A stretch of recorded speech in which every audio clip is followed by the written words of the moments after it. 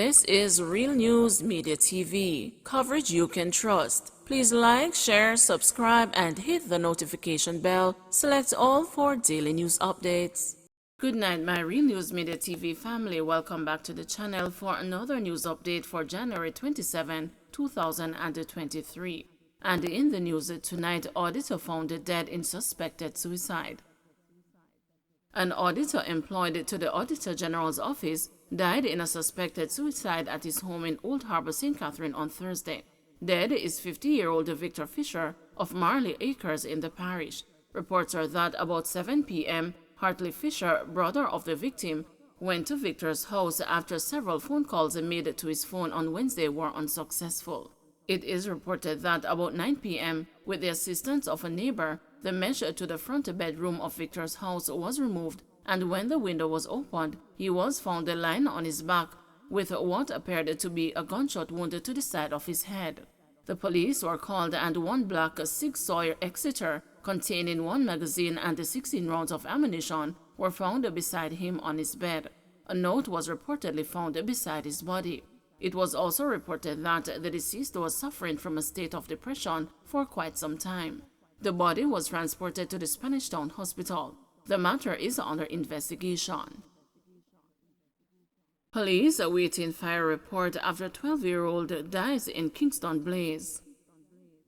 The Kingston Eastern Police say they are awaiting a report from the Jamaica Fire Brigade to determine the cause of Thursday's fire, which claimed the life of 12-year-old Leah Hugh at her home in Rollington Town, St. Andrew. Police say the fire occurred sometime before midday on Gilchrist Street. Superintendent Tommy Lee Chambers, head of the Kingston Eastern Police, said Leah's burnt body was found on a bed. The house and its contents were destroyed.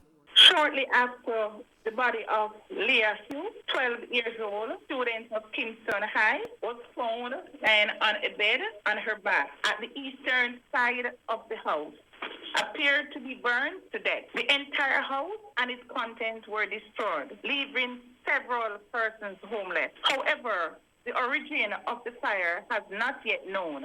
Our investigation is ongoing. It is still early days, and we will provide an update as we go along. He was fired. Bolt says a split with longtime manager Peart was not amicable. Legendary Jamaican sprinter Usain Bolt has countered a claim made by his former longtime business manager Norman Peart that their separation was amicable. He was fired. That's pretty much all I have to say, Bolt told the news. It wasn't amicable, he was fired. Bolt made the remarks Friday afternoon following the launch of the 2023 Gibson McCook release at the Jamaica Pegasus Hotel. Bolt, a business manager of many years, Peart helped to mentor and guide him through most of the athlete's career in track and field. He said in an earlier interview that he and Bolt had parted company amicably in late 2022. Meanwhile, in his address at the Gibson McCook release launch, Bolt said he had found fond memories competing at the meet and hailed its high level of competition and excitement. For me, going to Gibson release was always fun and one of the things we looked forward to as a team, Bolt said. Defendant in one Don Gang trial accuses police of physical abuse. Ted Prince, one of the 27 defendants in the One Don Gang trial, has accused the police of hitting and injuring his arm. Prince, who is in custody, is also accusing the police of preventing him from receiving medical attention. The defendant, who has been sporting a sling since Monday when the trial resumed in the Home Circuit Court, interrupted Friday's adjournment, complaining that he was referred by a doctor to undergo an X-ray but is yet to receive the appropriate medical attention. He said the police told him they are unable to facilitate him due to the ongoing trial.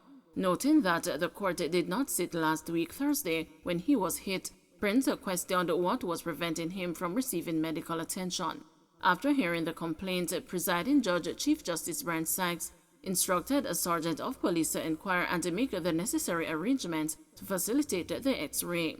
The trial continues on Monday with the judge's summation. Todd calls the government uncaring for not extending traffic ticket reprieve. The government has been accused of being uncaring in its decision not to extend the reprieve period for people with outstanding traffic tickets. Egerton Newman, president of the Transport Operators Development Sustainable Services, is also insisting that there will be a fallout and a chaos in the public transport sector after Tuesday. During debate on the Road Traffic Reprieve and the Nullification of Prescribed Notices Act 2023 in the House of Representatives on Thursday, Opposition leader Mark Golding suggested that the government extend the deadline from January 31 to April 30. But this suggestion was dismissed by the government. The bill was passed with 3 amendments and will be debated in the Senate Friday.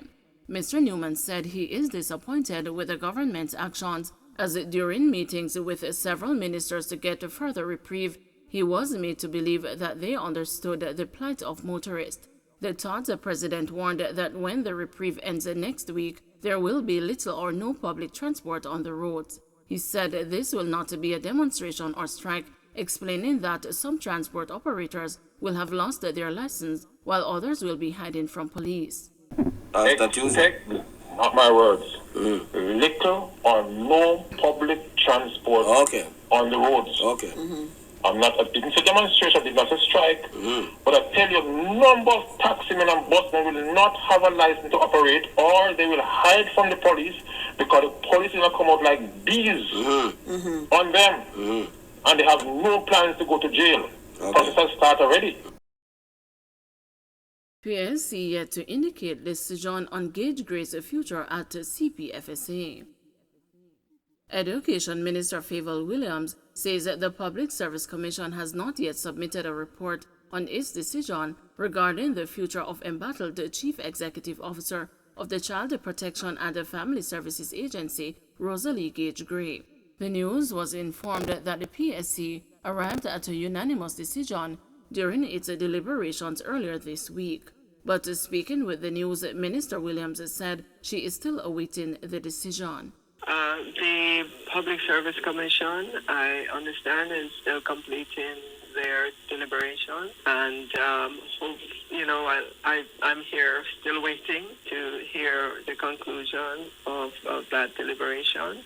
Today's Friday, we have a new week that we're looking at, and I'm hoping that we'll hear something in the coming week. Usain Bolt hoping for speedy resolution to fraud matter at SSL. Sprint legend Usain Bolt has broken his silence on the fraud at investment firm Stocks and Securities Limited and his missing funds, revealing that the situation is stressful.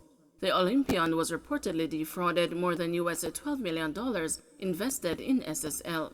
Speaking with reporters on Friday, following the launch of the Gibson McCook release in Kingston, Mr. Bolt said he is hoping for a speedy resolution to the issue, but will leave the matter in my lawyer's hands and just try to focus on my family.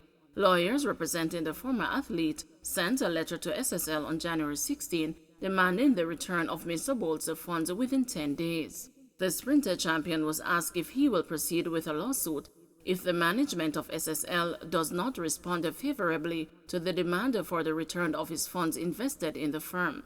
Well, it's 10 days, so just to give it time and you'll see what will happen, he responded. Don't forget to like, share, subscribe, and hit the notification bell. Select all for daily news updates.